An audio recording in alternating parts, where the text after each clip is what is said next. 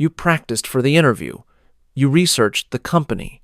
You rehearsed answers to every difficult question you could think of. You prepared for the hard stuff, behavioral questions, salary negotiation, technical challenges, weaknesses, gaps in your resume. You were ready for all of it. And then the interviewer smiled, leaned back in their chair, and said those 4 words, "Tell me about yourself." And something strange happened inside you. Your mind went quiet. Not calm, quiet. The kind of quiet that comes right before panic. You opened your mouth. Words came out. But even as you were speaking, some part of you was watching from the outside, thinking, this is not going well. I am going in circles. I am saying too much. I do not know how to stop. I sound nervous. I sound unprepared. And the worst part was that you were prepared for everything else, just not for this. If that story sounds familiar to you, I want you to know something important before we go any further. You are not bad at interviews. You are not bad at English.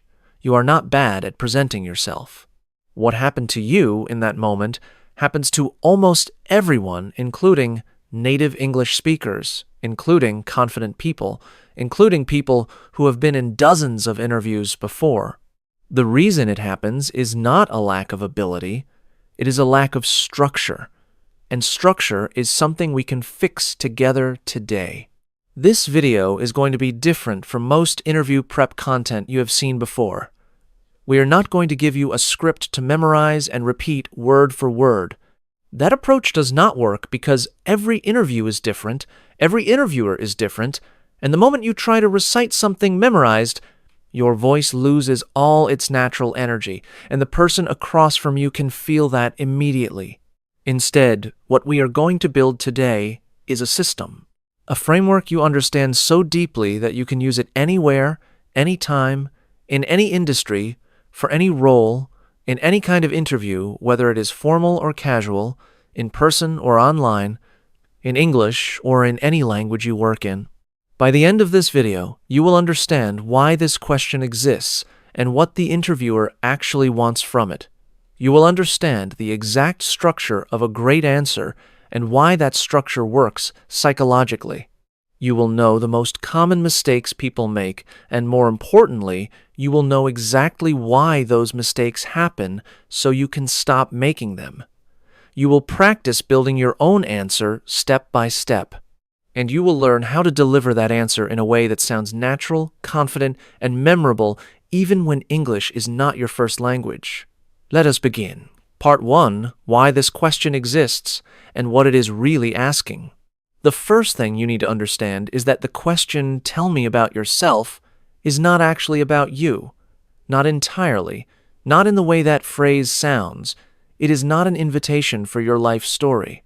It is not a request for your childhood, your hobbies, your family background, or your spiritual journey. It is a professional question dressed in casual clothing. And the reason so many people fail it is precisely because it sounds so casual that they do not realize it has a very specific purpose. So what is that purpose? When an interviewer says, "Tell me about yourself," they are asking several things at once. They are asking, can this person communicate clearly and with confidence? They are asking, does this person understand what this job is and what we need? They are asking, does the story this person tells about their career actually connect to what we are looking for right now? And underneath all of that, they are asking the oldest question in hiring, do I want to work with this person? Think of it this way. The interview has just started. The interviewer has your resume in front of them. They already know the facts where you worked, what your title was, what degree you have. They do not need you to read your resume back to them. What they want to know is how you think about your own career. They want to hear your narrative. They want to understand who you are as a professional, not just as a list of past positions. The question is also practical. It warms up the conversation. It gives the interviewer time to settle in, look at their notes, and prepare for the rest of the session. It gives you a chance to set the tone for the entire interview. And here is something that most people do not realize. The answer you give to this question will shape everything that follows. If you give a strong, clear, confident answer, the interviewer unconsciously begins to see you through a positive lens. The rest of the interview feels easier. Questions feel friendlier. Silences feel shorter. On the other hand, if you stumble through this opening, if you ramble or go off track or seem unsure of yourself, the interviewer begins to question everything else you say. You have to work twice as hard for the rest of the conversation just to recover. This is why this question matters so much. It is the first impression inside the interview itself. It sets the frame for everything that comes after. And the good news is that because it is so predictable, you will be asked this in almost every single interview you ever have for the rest of your career. You have more opportunity to prepare for this question than for any other. Now, let us talk about what the answer is not supposed to be, because this is where most people go wrong. Part 2, the 7 most common mistakes people make. Mistake number 1 is starting from the beginning of your life. This is probably the most common error. The person hears "tell me about yourself," and they think of it literally as a question about themselves as a human being. And so they start at the very beginning. I was born in the city of, I grew up in a family of, I have always been interested in, I studied at school. And then they continue forward in time like they are narrating a biography. By the time they reach the present, several minutes have passed. The interviewer has heard a lot of personal information they did not ask for, and the professional relevance of any of it is unclear. The interviewer does not need your origin story. They need to understand very quickly who you are as a professional and why you are sitting in front of them today. Mistake number 2 is giving a summary of your entire resume. This is the opposite extreme. Instead of personal history, the person gives a chronological walk through every job they have ever held. I started my career at this company in 2011, where I worked as a junior analyst. Then, in 2013, I moved to this other company where I was promoted to, and so on for every single position. This is also a problem because, again, the interviewer has your resume. They can read. They do not need you to narrate it. And, more importantly, this kind of answer does not tell them anything about who you are. It tells them what you did. There is a difference. Mistake number 3 is being too vague. Some people give answers that are so general they could apply to anyone. I am a hard worker. I am passionate about my field. I always try to give my best. I am a team player. These statements are not wrong. They are just meaningless in an interview context because every single candidate says them. They contain no specific information. They give the interviewer nothing to respond to and nothing to remember. Mistake number 4 is being too long. This is extremely common, and it comes from anxiety. When people are nervous, they keep talking. They fill silence with words. They add detail after detail, hoping that at some point they will land on the right thing to say. But a long, unfocused answer does not make you seem more knowledgeable. It makes you seem disorganized. It makes the interviewer work hard to find the important information inside the noise of everything you are saying. A good answer to tell me about yourself should be between 60 seconds and 2 minutes. That is it. Not 5 minutes, not 10, 60 seconds to 2 minutes. Mistake number 5 is rehearsing without understanding. Many people do prepare for this question. They write out an answer. They memorize it. They practice saying it in front of a mirror. But the problem is that they memorize the words without understanding the structure underneath the words. And so when something unexpected happens, when the interviewer interrupts them, when they forget one sentence, when the conversation takes a slightly different direction, they fall apart completely because they were holding on to the words rather than the framework. If you understand why your answer is structured the way it is, you can rebuild it in real time no matter what happens.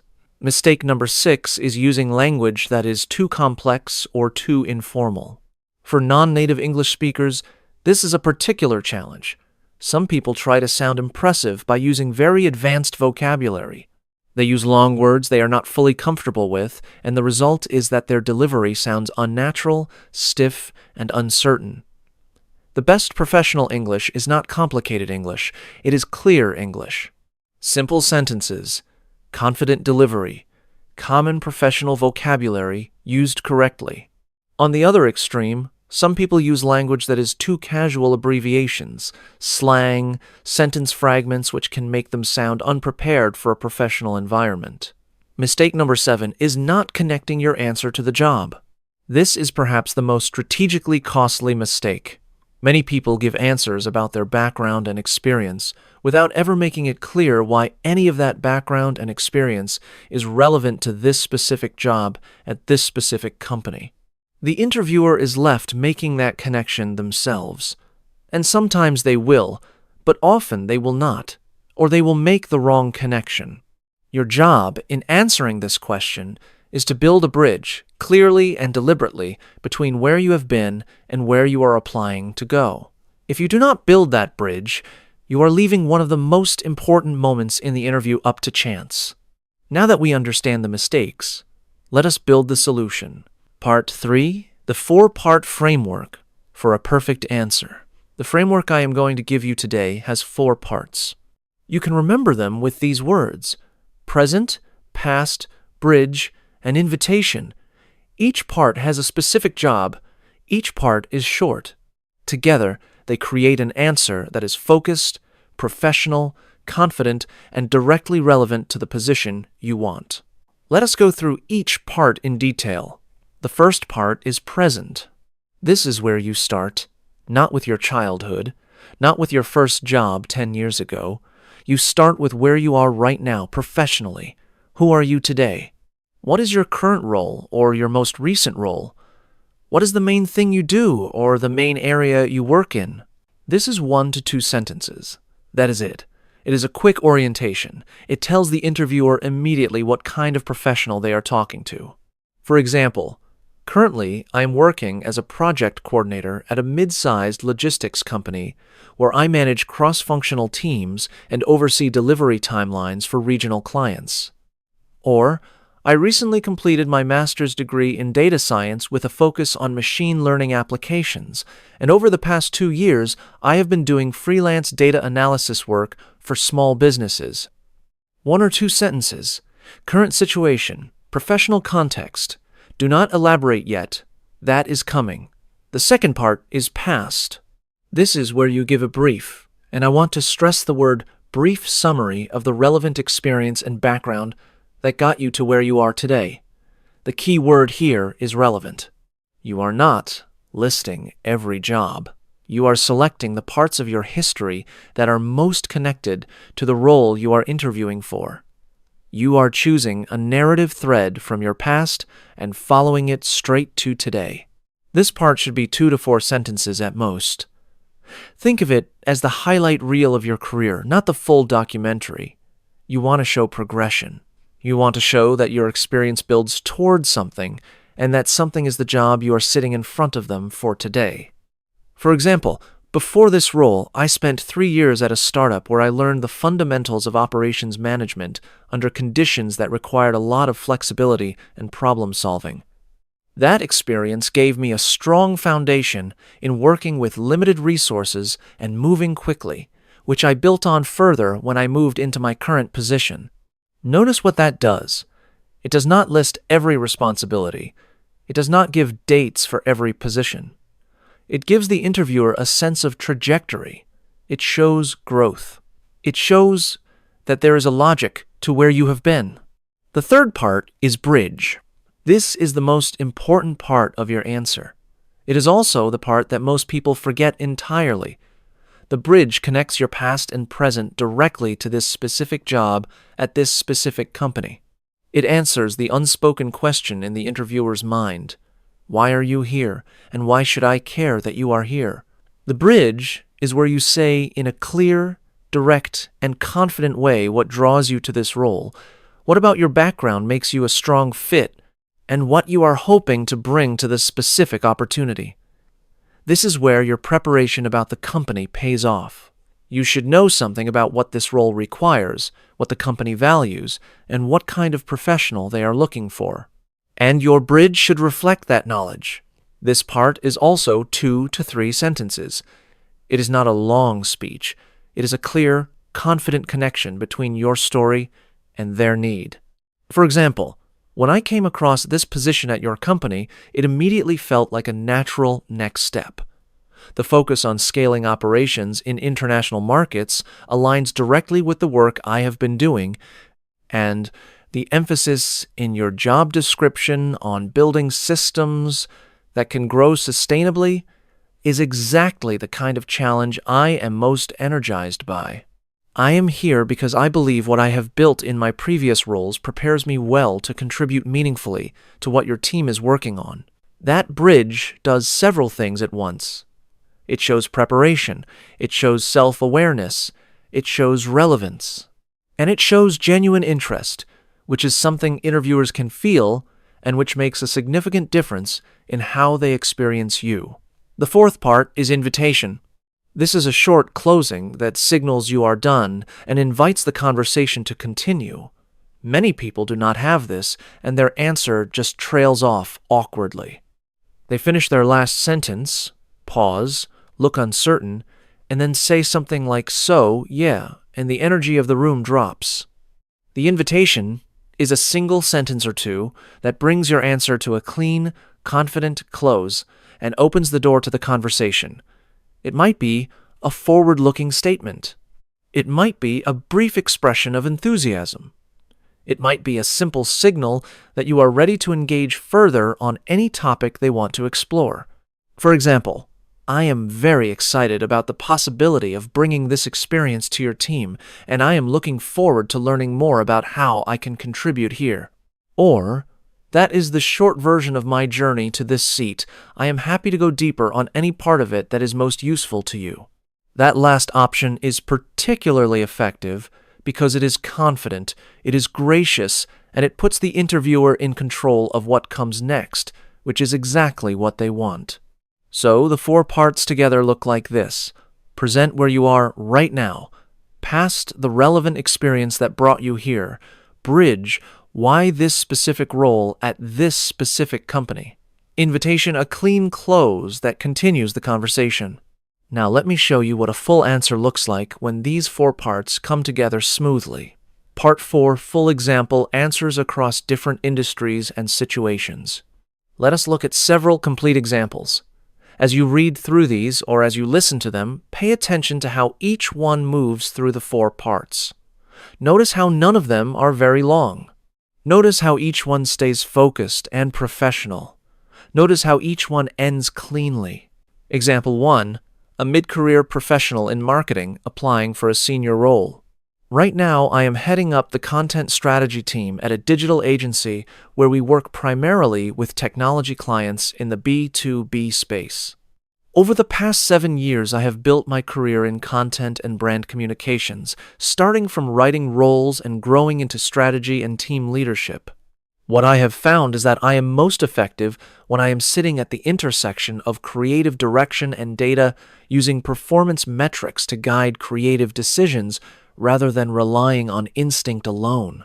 When I saw this senior marketing manager role at your company, I was genuinely excited because you are doing exactly that kind of data-informed creative work at scale, and that is the environment where I do my best work. I would love to explore whether what I have built fits what you are building here. Let us look at that again. Present, heading up content strategy at an agency. Past 7 years in content and brand, from writing to leadership, with a specific strength identified. Bridge, data-informed creative work connects directly to what this company does. Invitation, I would love to explore whether this is a fit. Clean, focused, personal without being personal, professional without being robotic. Example 2, a recent graduate applying for their first full-time job. I recently graduated with a degree in computer science from the National University, where I focused on software engineering and human-computer interaction. While I was studying, I spent 2 summers interning at technology companies, one a large enterprise firm and one a small startup, which gave me a very different picture of what software development looks like in different environments. I also built a few personal projects that I am genuinely proud of, including a mobile application that I designed, developed, and published independently.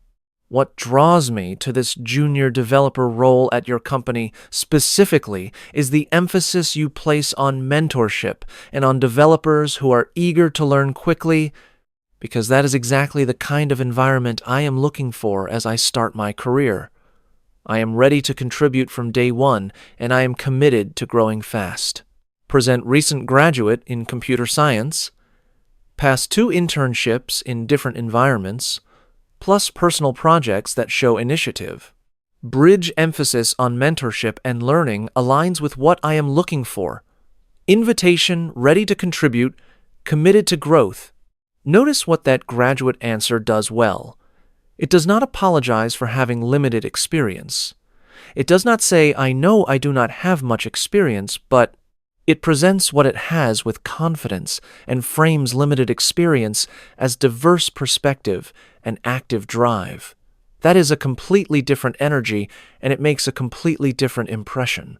Example 3, a professional who is changing careers. For the past 8 years, I have been working in finance, most recently as a senior analyst at an investment firm where I specialized in technology sector valuations. Over time, I discovered that what I enjoyed most about that work was not the financial modeling itself, but the storytelling translating complex financial data into narratives that non-financial audiences could actually understand and make decisions from.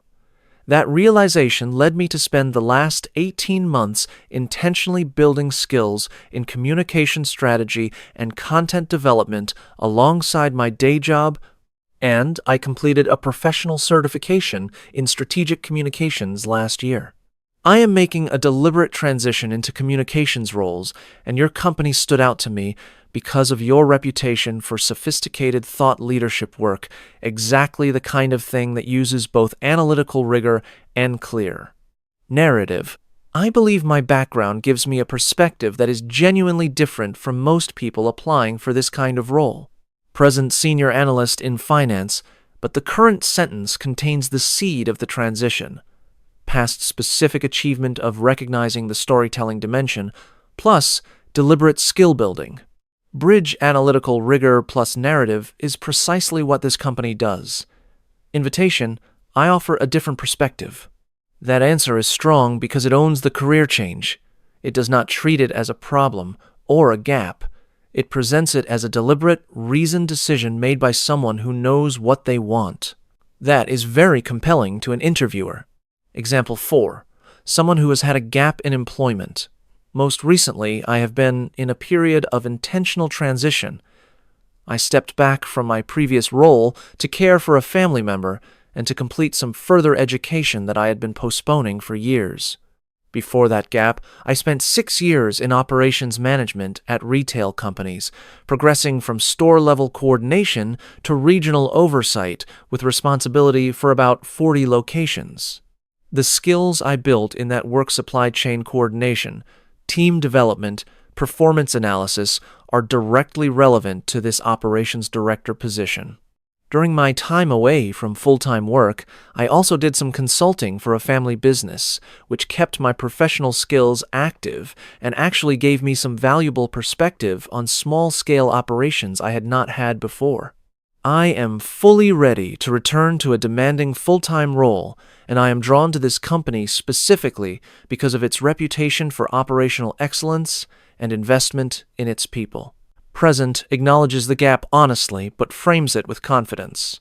Past strong track record before the gap, plus consulting kept skills active. Bridge relevant skills, plus company-specific attraction. Invitation fully ready, drawn here specifically. What that answer does right is something very important. It does not hide the gap, and it does not over-explain it. It names it briefly, frames it neutrally, moves on. Trying to hide a gap or being overly apologetic about it both draw more attention to it. A calm, confident, brief acknowledgement followed by a return to your strengths is always the better path. Part 5. the language of confidence, specific phrases, and sentence structures.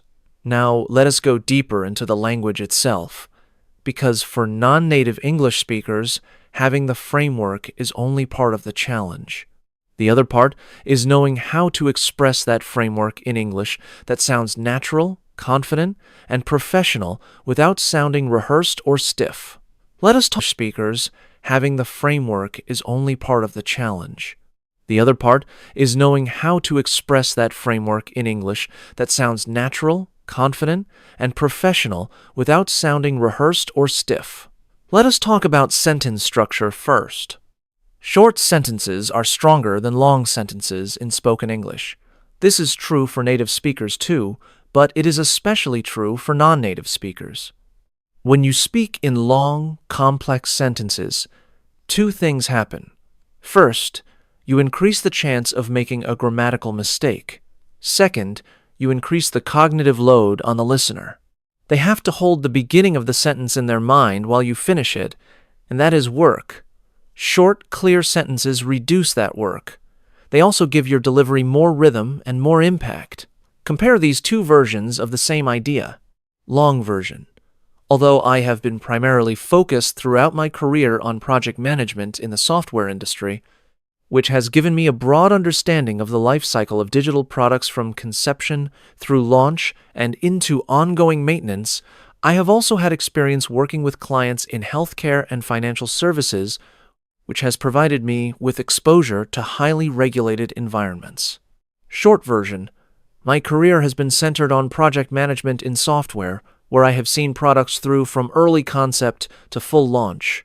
I have also worked with clients in healthcare and finance, so I understand regulated environments well. Both versions say the same thing, but the second version is easier to listen to, easier to understand, easier to remember, and sounds more confident. In spoken English, shorter is almost always better. Now let us look at specific phrases that work well in the present section of your answer. Currently, I am working as. Right now, my role is. In my current position, I focus on. I have been working in this field for. Most recently, I have been. These are clean, clear, confident openers. They do not start with the word I, which many speaking coaches recommend, because starting with I can sometimes sound slightly abrupt. Starting with currently or right now gives your first sentence a little bit of forward energy before you name yourself professionally. For the past section, phrases that work well include, before this, I spent several years working in. My background includes, I built my career by. Over the past several years I have. What has shaped my experience most is, early in my career I focused on, and over time I moved toward. Notice how these phrases all emphasize movement and progression. They suggest that your career has direction, that you have been growing towards something. That impression of intentional professional development is very attractive to hiring managers because they want people who are thoughtful about their careers, not people who just happen to end up in various jobs by accident. For the bridge section, phrases that work well include, what draws me to this role specifically is, when I read your job description, I was struck by. This opportunity caught my attention because I am looking for exactly the kind of challenge that this role represents. What you are building here aligns directly with. I believe my background in this area would allow me to. The reason this company felt like the right next step is, these phrases do two things. They show that you have done your homework on this specific company and role, and they show that you are making a deliberate, thoughtful choice rather than applying randomly to everything available. Interviewers can tell the difference between a candidate who genuinely wants this job and a candidate who is treating every application as a lottery ticket. You want to be the former. For the invitation section, phrases that work well include, I am genuinely excited about the possibility of contributing here. I would love to explore whether this is the right fit for both of us. That is the summary version. I am happy to go deeper on anything that is most relevant to you. I am looking forward to learning more about the team and the work. I am ready to dive into any area you would like to explore further. The invitation should feel warm and confident, not flat or formulaic. Say it like you mean it, because if you have done your preparation correctly and you are genuinely interested in this role, you should mean it. Now let us talk about pronunciation and pacing, because how you say your answer matters as much as what you say.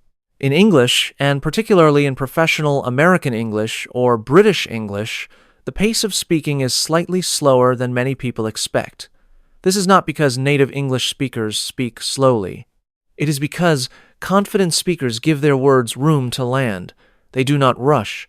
Rushing through your words is one of the biggest signals of nervousness, and it makes you much harder to understand. Practice saying your answer at a pace where you feel slightly uncomfortable with how slow it is. That pace is probably exactly right for your listener. Most non-native English speakers, when anxious, speak significantly faster than they realize. Slowing down by just 15 to 20% can make an enormous difference in how clearly you come across. Pay particular attention to the ends of your sentences. This is a very common issue. Many people start a sentence with good energy and then let their voice drop and trail off at the end. The last word in each sentence should be pronounced as clearly as the first. In fact, the key words, the important nouns and verbs, should receive a slight emphasis, not exaggerated emphasis, just enough that they are heard clearly.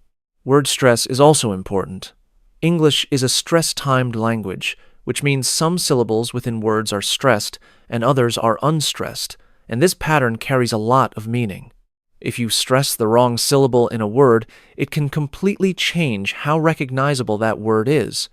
For example, the word present as a noun and present as a verb are stressed differently. The word record as a noun and record as a verb are stressed differently.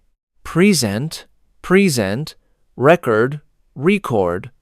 When you practice your answer, pay attention to the stress patterns of the specific words you are using.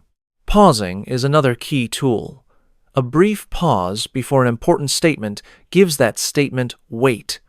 It signals to the listener that what comes next is significant.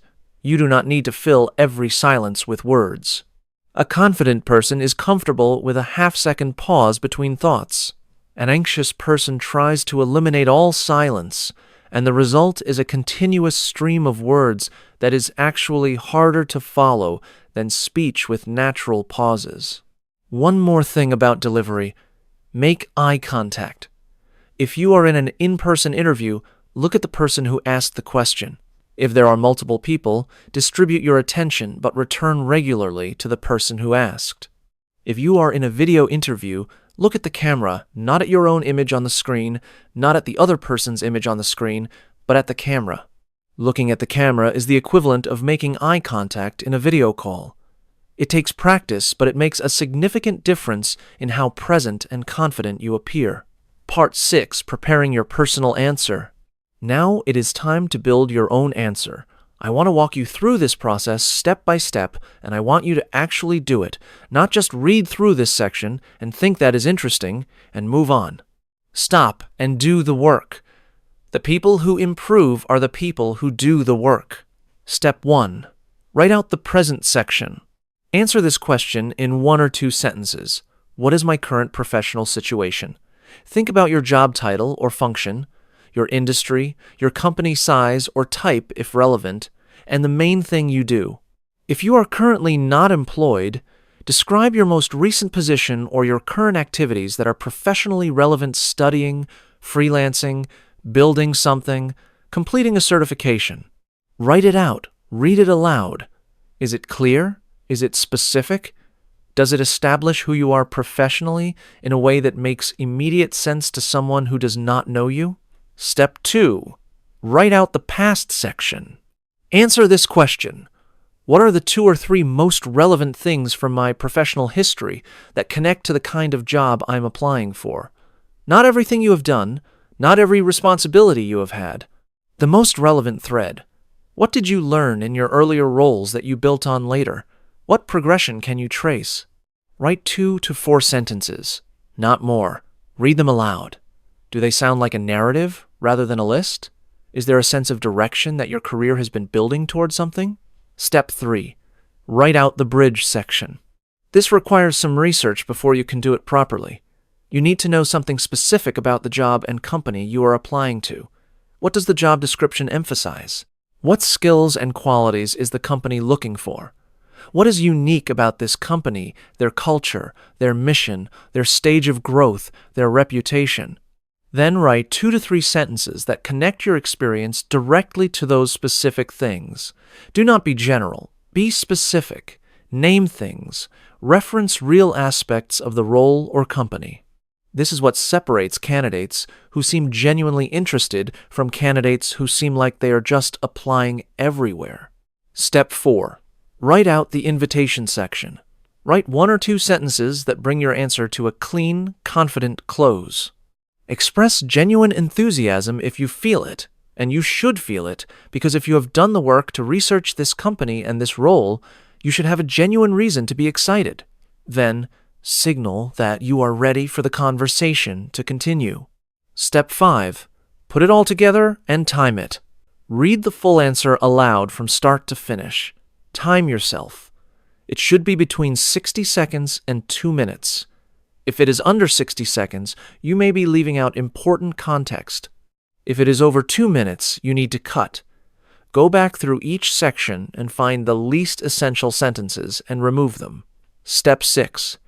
Practice until you own it. This is where most people stop short. They write the answer, they read it a few times, they feel somewhat prepared. But there is a significant difference between being able to read your answer and being able to deliver it naturally in a high-pressure situation. Practice it out loud every time, not in your head, out loud. Your mouth needs to know these sentences. The physical act of speaking these words repeatedly builds a kind of muscle memory, so that in the actual interview, the words come more easily because your body knows them. Practice it in front of a mirror. Watch your face. Are you making eye contact with yourself? Is your expression open? Do you look like someone delivering good news rather than someone bracing for bad news? Record yourself on your phone and watch it back. This is uncomfortable. Do it anyway. What do you notice when you watch yourself? Is your pace comfortable? Are you trailing off at the ends of sentences? Are you fidgeting? Are there filler words, basically that are appearing too often? Noticing these things is how you fix them. Practice with someone else, if at all possible. A friend, a family member, a colleague. Ask them to simply listen and then tell you one thing that worked well and one thing that could be clearer. That feedback will teach you more than 10 more solo practice sessions. And practice across multiple days. Do not do all your preparation the night before the interview. Spread it across a week. Each time you practice, you will notice slightly different things. You will find words that feel awkward and replace them with better ones. You will find sentences that run too long and shorten them. You will find moments that feel flat and inject more energy into them. This is the process of refinement, and it only happens over time. Part 7, Special Situations, and How to Handle Them. Not every person applying for a job is in the same situation. Let us address some specific scenarios that require a slightly different approach. If you are applying for a job in a different country or a different language environment than you grew up in, this situation is more common than it used to be, and interviewers are generally aware that many candidates are not operating in their first language. The biggest mistake people make in this situation is apologizing for their language skills before they have demonstrated anything. Do not open your answer with something like, "Please excuse my English. It is not perfect." That is a negative frame. You are asking the interviewer to focus on your weaknesses before you have shown them your strengths. Start with your strengths. If your English is clear enough to communicate the content of a good answer, and after all the preparation in this video, it will be then your English is sufficient for this interview. Let it speak for itself. If there is a specific moment where you are not sure of a word or a phrase, it is perfectly acceptable to pause briefly and choose a simpler word rather than struggling for a complex one. This is not a weakness. It is good communication strategy. Clear and simple is always better than complex and unclear. If you are very early in your career or applying for your first job, the challenge here is that you may feel like you do not have much to put in the past section, but you have more than you think. Consider internships, part-time work, volunteer experience, academic projects, personal projects, clubs, leadership roles in student organizations, competitions, workshops, courses beyond your required curriculum. All of these count. The key is to frame them with the same professionalism and confidence you would use to describe a full-time job. Also, think about skills you have developed rather than only positions you have held. If you have learned a specific software, if you have experience managing projects, even small ones, if you have done presentations, if you have written reports, if you have led a team even informally, these are all real, relevant things. Do not minimize them simply because they happened in an academic or informal context. If you are significantly overqualified for the role you are applying for, this is a real challenge because interviewers will be wondering, why is this person here? Why would someone with this level of experience want this position? Your bridge section needs to address this directly. Acknowledge briefly, without making it the focus that your background may seem more senior than the role, and then immediately explain in clear, compelling terms why this role and this company are the right fit for where you are right now. Maybe the company is at a stage of growth that genuinely excites you. Maybe the role offers something you cannot get elsewhere. Maybe you are making a deliberate choice to invest in this type of work because of where you want to go long term. Whatever your honest reason is, say it. Confidence in the face of an apparent paradox is very persuasive. If you are returning to the workforce after a long absence, we touched on this in the example answers earlier, but let us go a little deeper. The key principle is, name the gap briefly and neutrally, show that your skills remain relevant, and demonstrate clearly that you are ready and committed to full re-engagement. Do not over-explain the gap. A single sentence is usually enough. You do not owe the interviewer details about health issues, family situations, or personal circumstances unless you choose to share them. If you took time for caregiving, it is fine to say that. If it was health-related, you can say you took time for personal reasons and leave it there. What matters is what comes after the gap. Focus your energy on what you did to stay connected to your field, what you have done to update your skills, and what drives your commitment to return. If you are being interviewed internally applying for a new role at the company you already work for, many people assume that because the interviewer already knows them, the question "tell me about yourself" does not really apply. This is a mistake. An internal interview is still an interview. The person across from you is evaluating you for a specific role, and they want to see the same qualities, preparation, professionalism, self-awareness that they would look for in an external candidate. Your answer will naturally reference your history at the company more directly, but you still need the same structure. Present situation within the company. Relevant past experience and accomplishments in your current role or previous internal roles. Bridge to why you are seeking this new position and what makes you right for it. Invitation to go deeper. The fact that they know you can actually make this question harder, not easier, because you may be tempted to be casual and skip the structure. Resist that temptation. The discipline of a well-structured answer will impress even someone who has worked with you for years. Part 8. The mindset behind the answer. We have talked a great deal about structure and language and delivery, but I want to close this section with something that underpins all of it, the mindset with which you approach this question and this interview. Many people walk into an interview with the feeling that they are being evaluated, that they are on trial, that the interviewer holds all the power and they are simply trying to survive the examination. This mindset produces anxiety. It produces defensive body language. It produces the kind of cautious, hedged, apologetic language that makes a candidate seem unsure of themselves. I want to offer you a different frame. An interview is not an examination. It is a conversation between two parties who are trying to figure out if they are a good fit for each other. You are not a supplicant. You are not begging for approval. You are a professional with real skills and real experience and real potential, and you are exploring whether this particular company and this particular role is the right place for you to bring what you have.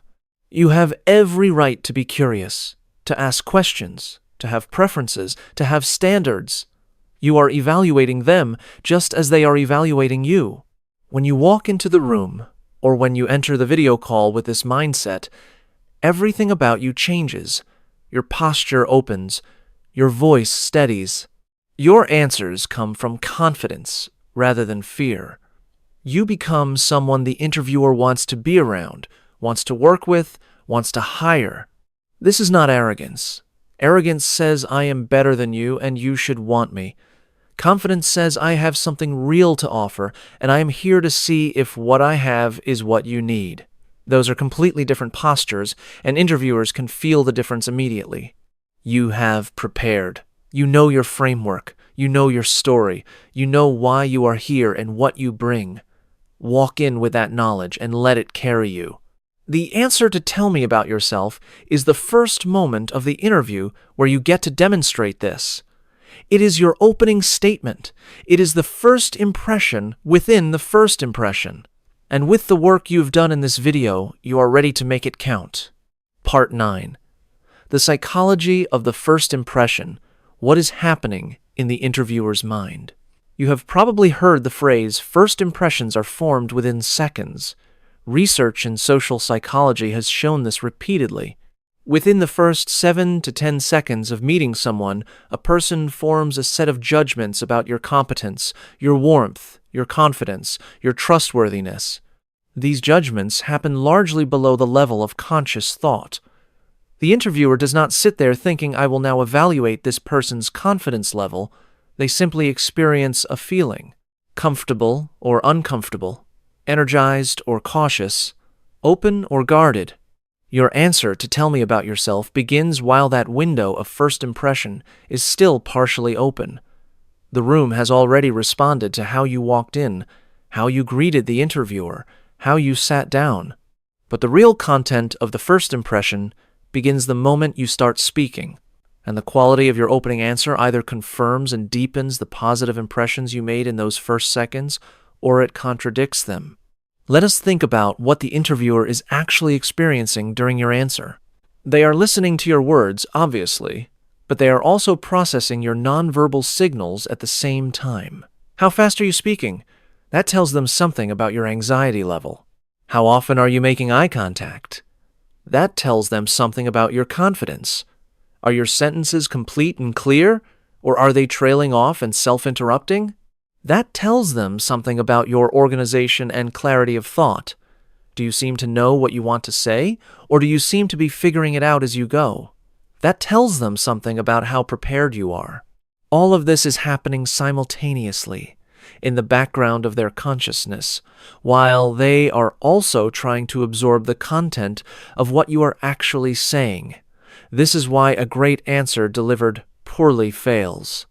And it is why a good answer delivered with calm, clear confidence works so well. The delivery is not decorating the content. The delivery is part of the content. There is a concept in psychology called thin slicing, the idea that people can draw accurate conclusions from very small amounts of information. An interviewer who has conducted hundreds of interviews has developed a sophisticated capacity for thin slicing. They are reading you from the very first moment.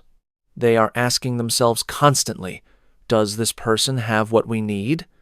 And they are answering that question not just from what you say, but from how you are when you say it. This might sound intimidating. It is actually empowering. It means that the work you put into your delivery, slowing down, making eye contact, structuring your sentences, landing your words clearly, is not cosmetic. It directly shapes the impression the interviewer is forming. You have far more control over first impressions than most people realize.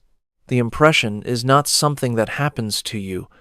It is something you actively create. Now, consider what happens inside the interviewer's mind when they hear a strong opening answer. They relax slightly, they stop scanning for red flags, and start looking for reasons to be interested. Their questions begin to come from curiosity rather than skepticism. They start imagining you in the role, in the office, in the meetings. They are doing this unconsciously, but they are doing it.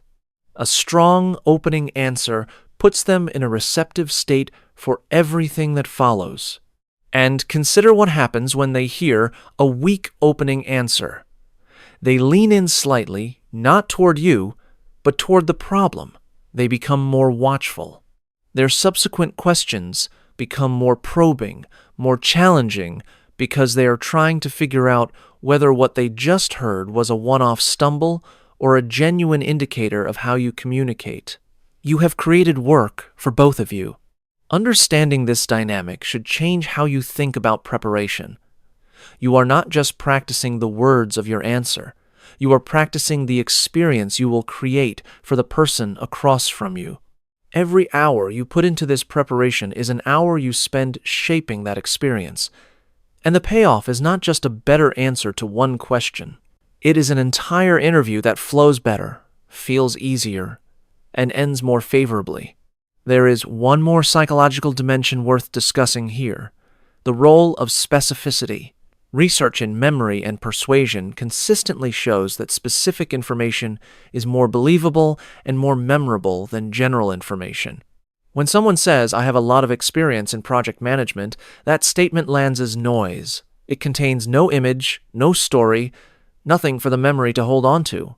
But when someone says, "I manage the migration of our entire customer database across 3 platforms over the course of 8 months, while keeping the service running for 200,000 active users," that lands.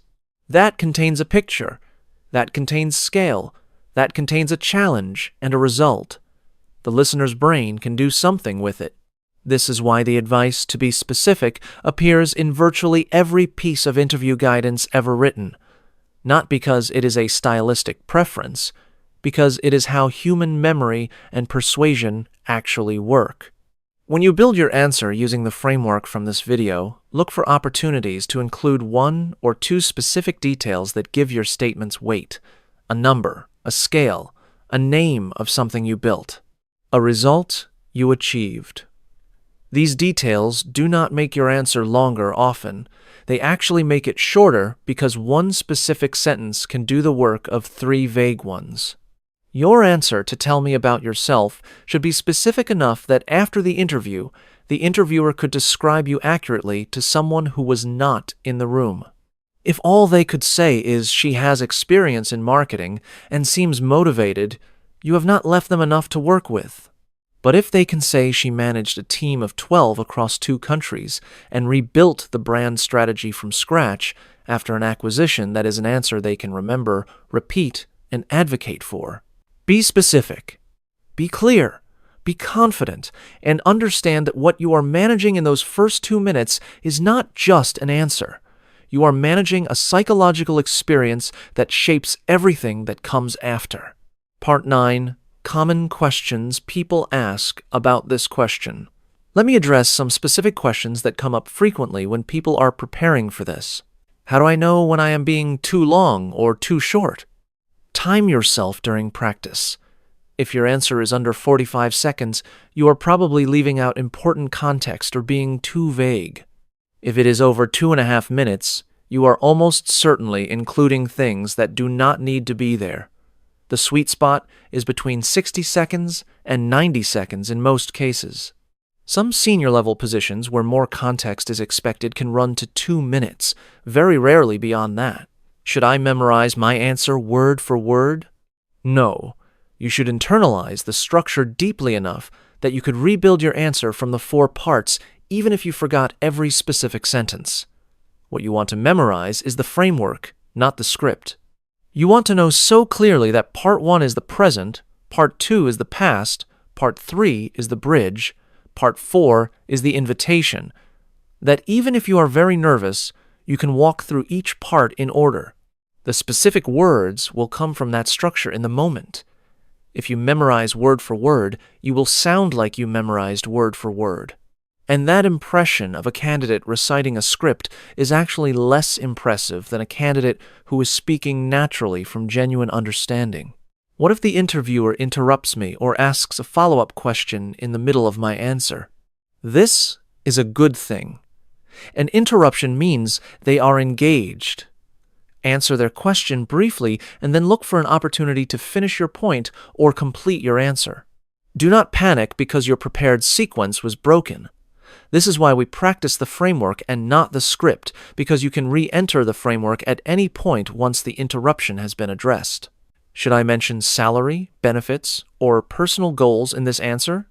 No, this is not the right moment for any of those topics. This answer is about professional relevance. Keep it strictly on your background, your skills, your interest in this role and this company, and your readiness to contribute. Personal financial or life goals are private. If the interviewer asks about salary expectations or career goals separately, you can address those questions then in their proper context. What if I am applying for many different jobs? Should I have a different answer for each one? Yes and no. The structure is always the same. The present section and most of the past section will be largely the same for all applications because your current situation and history does not change. What must change for every interview is the bridge section. The bridge must be specific to each company and each role. This is not optional. A generic bridge that could apply to any company is immediately obvious to experienced interviewers, and it signals that you are not genuinely interested in them specifically. Spend 5 to 10 minutes before each interview personalizing your bridge section to that specific opportunity. That investment will pay off. What if I genuinely do not know much about the company? Then do the research before the interview. This is not optional. Read their website. Read their about page and their mission statement. Look at recent news about them. If they are publicly traded, look at their recent financial results. Find their job description again and read it carefully. If you can find people who work there on professional networks, look at their backgrounds. Read any reviews that might be available about the company culture. You should walk into any interview knowing the company's core business, their size and stage, their recent news, if any, and what specifically they are looking for in the role you are applying for. This preparation is what makes the bridge section possible. What if English truly feels too difficult for me and I am afraid of making mistakes in front of the interviewer? First, everyone who is speaking in a language that is not their first is making some kind of effort that deserves respect. Interviewers in international companies know this. They are not expecting perfect native-level English from every candidate. They are looking for clarity, professionalism, and the ability to communicate effectively. Those things are achievable regardless of your English level. Second, the specific preparation we have done in this video is your friend. When you know exactly what you are going to say, you do not need to search for words in real time. You have already found them. You have already practiced them. This reduces the cognitive load of speaking enormously and allows you to focus on delivery rather than content. Third simple English is good English in a professional context. Do not try to impress with vocabulary. Try to be clear. A simple sentence that communicates exactly what you mean is always better than a complex sentence that does not. Fourth, make peace with the occasional mistake. A grammatical error in an interview does not disqualify you. Fluency is not the goal. Communication is the goal. If you can communicate who you are, what you have done, and why you are here, you have succeeded. Part 10, putting it all together, your final practice plan. You have everything you need. Let me now give you a specific practice plan to follow over the next 7 days to make this answer fully yours. Day 1. Write your answer. Go through all 4 parts and write them out completely. Do not worry about it being perfect on the first attempt. Just get it on paper. Read it aloud once after you have written it. Day 2. Refine the language. Go back through what you wrote and simplify any sentences that feel too long. Replace any words you are not fully comfortable pronouncing or using. Check that each part is doing its job. The present orients, the past shows progression, the bridge connects, The invitation closes. Time yourself. Make adjustments. Day 3. Deliver it out loud 5 times in a row without looking at your notes. Each time through, notice one thing that you want to do better on the next pass. After the 5th repetition, check back against your written version and see if you left anything important out or if anything you said spontaneously was actually better than what you wrote. Day 4. Record yourself on video and watch it back. Take notes on specific things to improve pace, eye contact, trailing off at ends of sentences, filler words, body language. Choose 2 or 3 things to focus on, and then practice 2 more times with specific attention to those things. Day 5. Find a partner and practice with them. Brief them to simply listen and give you feedback on 2 things: what was clearest and most convincing, and what was least clear or felt off. Do the practice twice. Implement the feedback between the 2 attempts. Day 6. Do a full mock interview. Ask your partner to play the interviewer. They should ask you, "Tell me about yourself," to open, then continue with 2 or 3 more standard interview questions. The goal is to experience transitioning out of your "tell me about yourself" answer and into the rest of the interview naturally. Day 7. Rest from heavy practice. Read back through your written answer once. Then spend time reviewing your research on the company. Make sure your bridge section is personalized to this specific opportunity. On the evening before your interview, read your answer one more time and then put it away. Trust your preparation. This plan works, but it only works if you do it, every step, every day. The people who transform their interview performance are the people who treat this as a skill to be developed, not a box to be checked. A final word. Language is not just a tool for getting a job. Language is how you show the world who you are. When you speak clearly, when you structure your ideas, when you deliver your story with confidence, you are not just performing for an interviewer. You are building something real in yourself. You are becoming the kind of person who can walk into any room in any language and be heard. Tell me about yourself is not a trap. It is an invitation. It is the opening of a door. And with everything you have built in this video, the framework, the language, the mindset, the practice, you know exactly how to walk through it. Now go practice. And I will see you in the next one. Part 10: Mastering this question in video interviews. In recent years, a large percentage of first-round interviews, and in many industries, even second and third-round interviews happen over video. If you are a non-native English speaker applying for jobs internationally, this is especially likely to be your experience. Video interviews introduce a specific set of challenges on top of everything we have already discussed, and it is worth spending time on them separately. The first and most important challenge in a video interview is the sense of disconnection. You are sitting alone, looking at a screen, speaking to a face in a small rectangle. There is no physical presence, no shared space, no handshake, no walk through the building. Everything that normally contributes to the ease of human conversation is removed. This creates a particular kind of flatness that can make even confident, experienced people seem more subdued, less energetic, and less compelling than they are in person. The solution is to actively compensate. You need to bring slightly more energy, slightly more warmth, and slightly more intentional engagement to a video interview than you would to an in-person one. This does not mean being performatively enthusiastic. It means making sure that the energy you feel on the inside, the genuine interest, the confidence, the readiness, actually makes it through the screen. Because screens compress energy. What feels like 10 on your end often reads as a 7 on the other side. Let us go through the specific things you can control in a video interview. Your setup matters more than you might think. Where you sit, what is behind you, and what the lighting is like all contribute to the impression you make before you say a single word. A clean, simple background is best a wall with nothing distracting, or a bookshelf that is neat and not cluttered.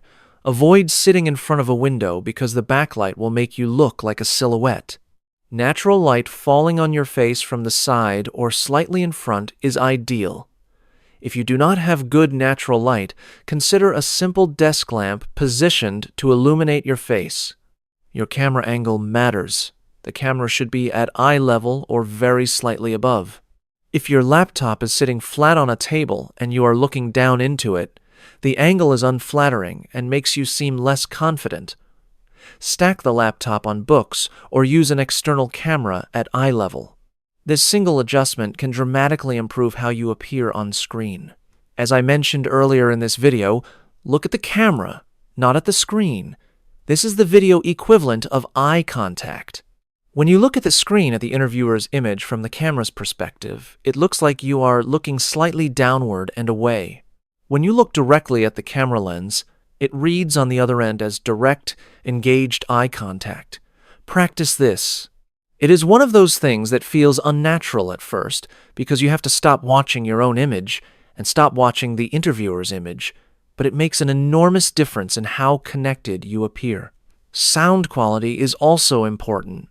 If you can use earphones with a built-in microphone rather than relying on your computer's built-in microphone and speakers, your audio will be clearer and there will be less chance of echo or distortion. Test your audio setup before the interview, ideally by making a brief call to a friend who can confirm your sound is clear. Close all unnecessary applications on your computer before the interview begins. Turn off notifications. Put your phone on silent and out of reach. These are not just courtesies, they protect your focus.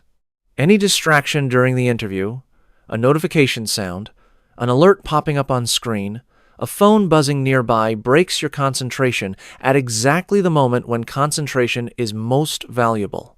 Have your notes within reach, but not in your sightline during the interview. It is fine to have your answer framework written on a piece of paper slightly to the side or below the camera. Glancing at a note occasionally is not a problem, but if you are visibly reading your answer, the sense of authenticity disappears immediately. The notes are a safety net, not a script. Now, the specific challenge of delivering your tell me about yourself answer over video. Everything we have built the 4-part framework, the language choices, the pacing all applies exactly as before. What you need to add for video is awareness of visual presence. When you speak, make sure your face is expressive, nod occasionally, smile when it is natural. Vary your pace deliberately because on video, a monotonous delivery is even more numbing than it would be in person. Allow small pauses after key points to let them land, because on video, the listener needs a fraction of a second longer to process what they heard. If the internet connection is poor and there are brief lags or cutoffs, do not panic. Simply pause, acknowledge briefly if something was unclear. Would you like me to repeat that? And continue calmly. Technical difficulties in video interviews happen to everyone, and how you handle them is itself a data point for the interviewer about how you handle unexpected challenges. Dress as you would for an in-person interview, even if you are at home, even if you are sitting below the camera and they cannot see your full outfit. The act of dressing professionally puts you in a professional frame of mind, and that mental shift affects how you carry yourself and how you speak. Finally, test everything in advance, not 5 minutes before. Do a full dress rehearsal the day before. Log into the platform, check your camera, check your sound, check the background, check the lighting. Make sure you know exactly where to click when the meeting starts. Eliminate every possible technical friction so that on the day of the interview, your whole mind is available for the conversation. Video interviews are now a permanent feature of the professional landscape. The people who do well in them are not necessarily more talented or more experienced than the people who do poorly. They are more prepared. They have thought through the specific requirements of the medium, and they have adapted to them. This is exactly the kind of deliberate preparation that the entire rest of this video has been about. Extend that preparation to the technical and visual dimensions of video, and you will be more effective than the vast majority of candidates you are competing with. Part 11: Cultural Nuances in Professional Self-Introduction. If you are preparing for job interviews in a country or professional culture different from the one you grew up in, there is an additional layer of preparation that is easy to overlook. Different cultures have genuinely different norms around self-promotion, directness, formality, and what counts as confidence versus what counts as arrogance. Understanding these differences is not about abandoning who you are.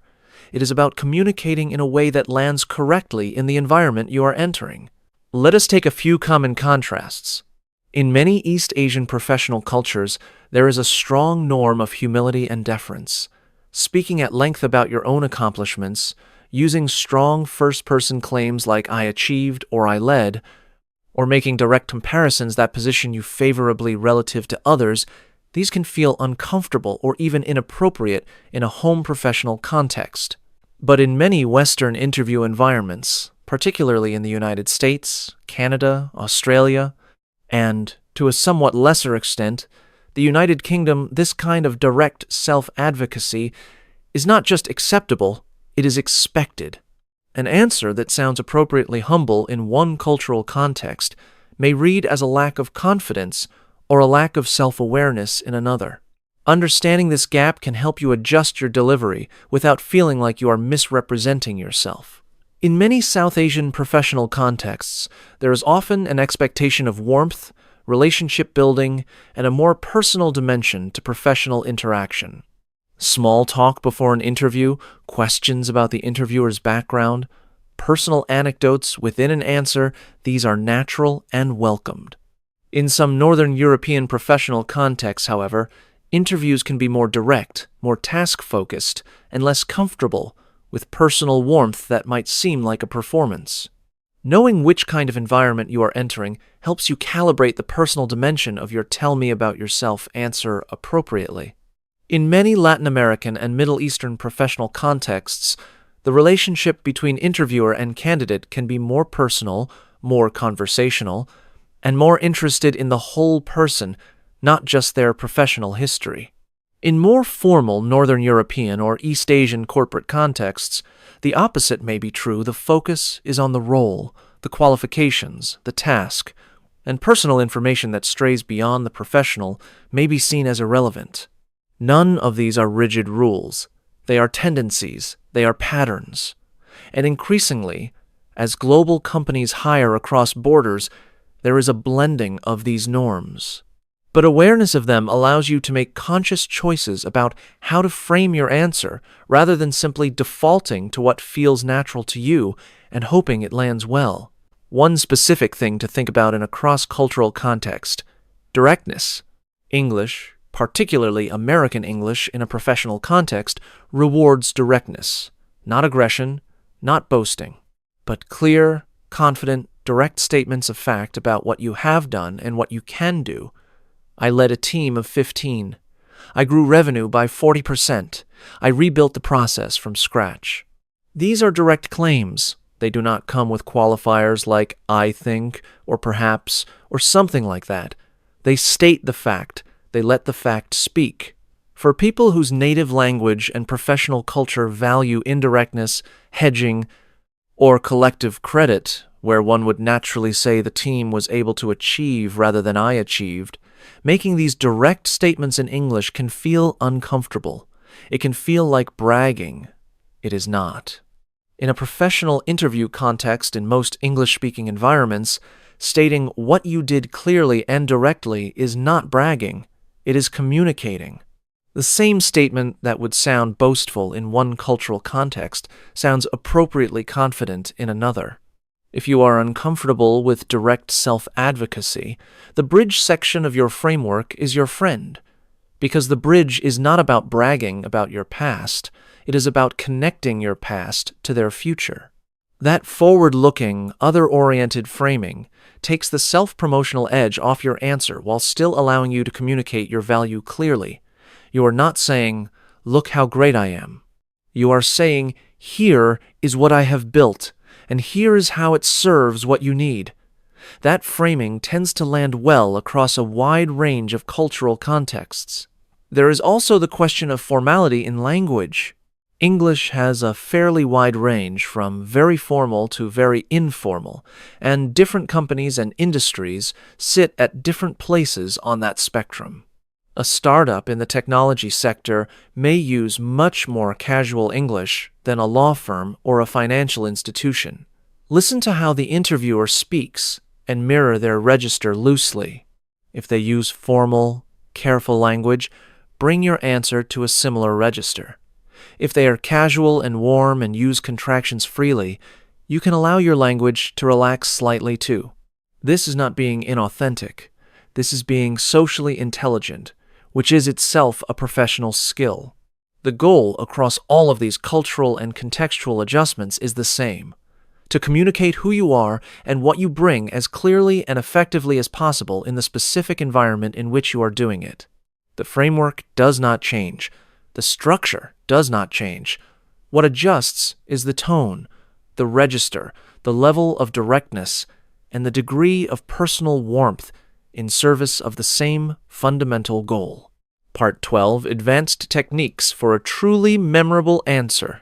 You now have everything you need for a strong, effective, professional answer.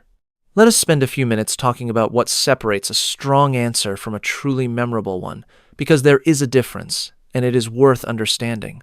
Most candidates who prepare well will deliver a clear, structured, relevant answer.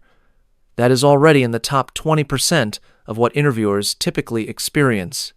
But there is a smaller group, the top 5%, whose answers interviewers remember days later. Whose answers come to mind when the hiring team is comparing finalists? What makes the difference? It usually comes down to one or two of the following things: a specific, vivid detail that creates an image. We talked about specificity earlier, but let us go deeper.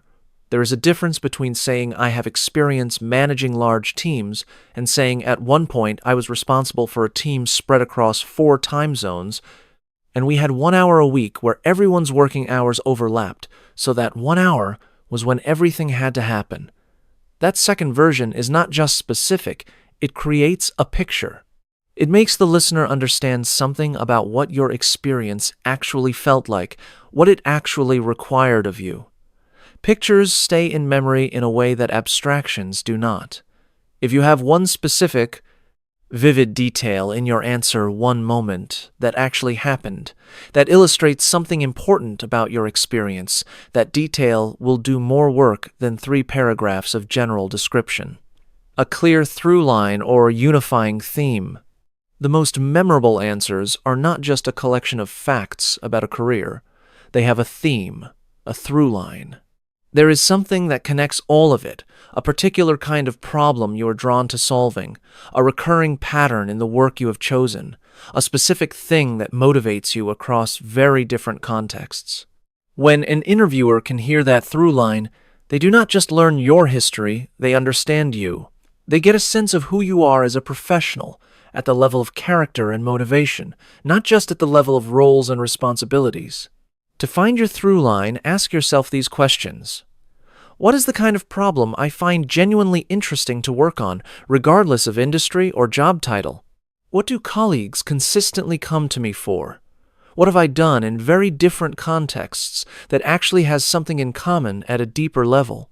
If you can weave the answer to one of those questions lightly into your tell me about yourself answer, it elevates the entire answer from a history to a story. An unexpected angle or contrast.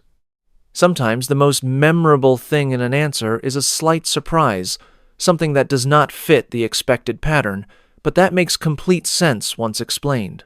For example, I have a background in theatrical performance, and most of my career has been in sales. Those two things are more connected than they might seem. Both are fundamentally about understanding an audience and delivering the right message in the right moment. Or, I studied biology at university and ended up in software product management. The reason is that biology taught me to think in systems, and product management is essentially system design for human behavior. Unexpected angles make people pay attention. They create a moment of curiosity. Wait, how does that connect? And then the explanation satisfies that curiosity in a way that makes the whole answer more memorable.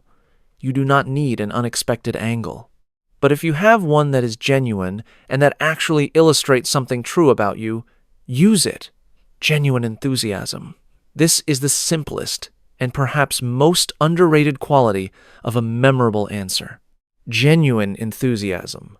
When someone speaks about their work with real energy, not performed enthusiasm, not hype, but actual care, it is felt by the listener.